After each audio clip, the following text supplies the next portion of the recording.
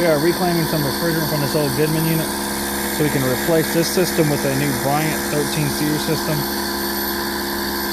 Just got started. Our condenser is cut loose. The electrical whip is still hooked onto it, although it's not hooked to the disconnect. We have a new whip hook there.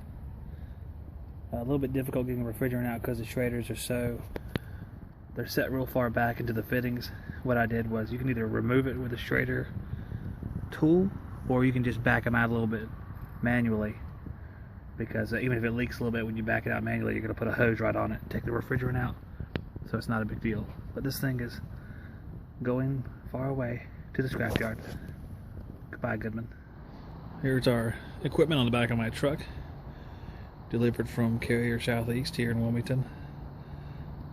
About to go set the outdoor unit behind the house, get some dimensions on the air handler for my brother who's helping me inside. The next step is we're going to take this top door off where the control compartment is, and we are going to install the heat kit, which is 10 kW.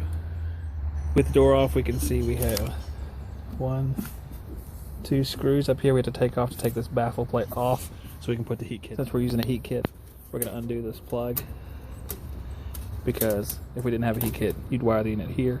But since we do, we have a heat kit that'll plug into this plug. This is the box for our heat kit. We're going to open it up and see what we got inside, and hopefully there's a heater in there. Here's our heater. Here's the plug we're going to use to plug in to that spot we just talked about. 2 sets of elements, 5 kW each, nominal.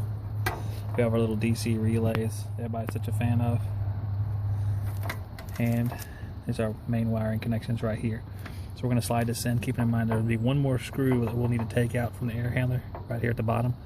Go ahead and take it out and then put everything together. Heater's in place. Here's our high voltage wiring. We have our screws in. There's one at the bottom we had to take out, and the other 2 that we took out before. They're right here. You can see the 2 sets of elements. The air will blow across there, giving you your supplemental heat or emergency heat. Guys, I have the unit on the pad here. Our old copper right there. Of course, that old dryer is coming out. I think I will locate the dryer actually outside. I always have some questions about putting the dryer on the inside. Of course, inside's out of the weather. It's always a good idea.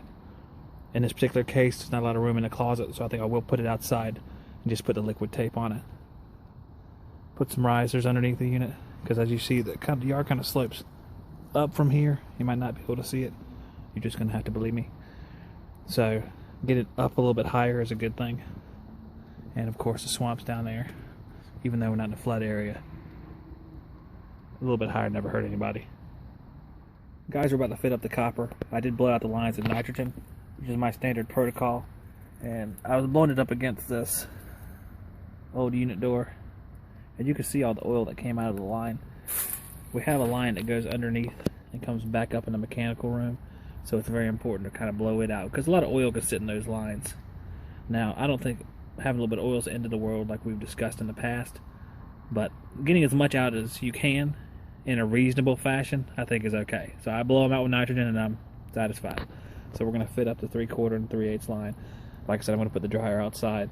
After I'm done, I can try the Plastidip stuff that John suggested to me, and I appreciate that. I look forward to trying it here in a minute, and we'll be on our way. I don't typically use a bender on 3/8, but I want to change direction, get a nice horizontal flow for the dryer so I can braze it a little bit easier than having it come out of the ground. I don't get the benders out for that. I have an Imperial bender here that I use. I've used it for several years. Bends 3/16 quarter, 5/16 and 3/8. I only use it for 3/8 and 5/16 every now and then, but it does a good job, and it's pretty compact, so you don't have to worry about, having to try to bend something and take up a lot of room. We are all fitted up. I have the dryer in place here. Got our bin going into the dryer. Another bin right there going into the fitting that has the heating orifice. Only one connection here. We have our hose right over to our nitrogen. Gonna turn it on in a minute. Me and my brother will simultaneously braze the indoor and outdoor at the same time so we can preserve nitrogen. And then we can put a test on it and proceed from there while we're doing some duct work. We are all brazed up here. Did a quick scan with my mirror to see if I thought anything was leaking. It doesn't look like it. That doesn't mean it won't. We'll see in a second. Nitrogen's still flowing for a moment, so I can make sure my brother's done brazing on the inside. This is Plastidip John Rumbold had told me about this stuff, and I had posted it on Google Plus that I had just bought a can of it, and not 10 minutes later I got the call about my house being on fire, so I haven't had a chance to use it since then.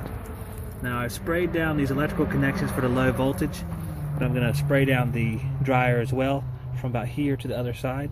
We'll see how it works.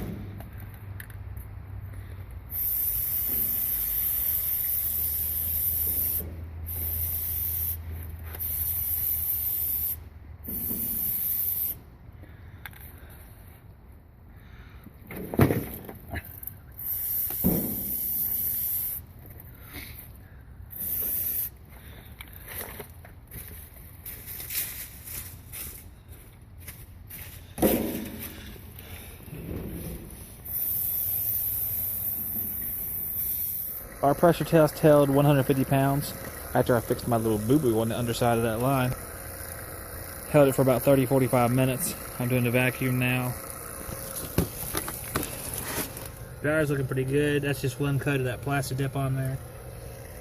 Filled the wire nuts with same thing, because over time they tend to break down. Everything's looking good. As soon as ductwork's finished on the inside and that thing's wired up as well, we can start her up.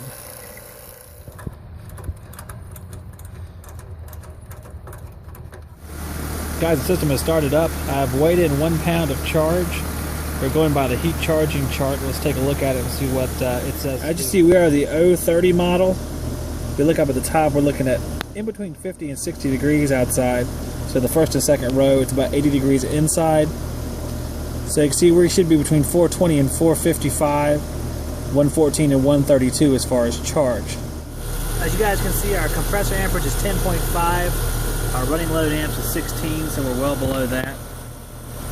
So far so good. We're a little bit below the spec as far as heating charge, but we'll probably climb up into that area shortly here as it runs.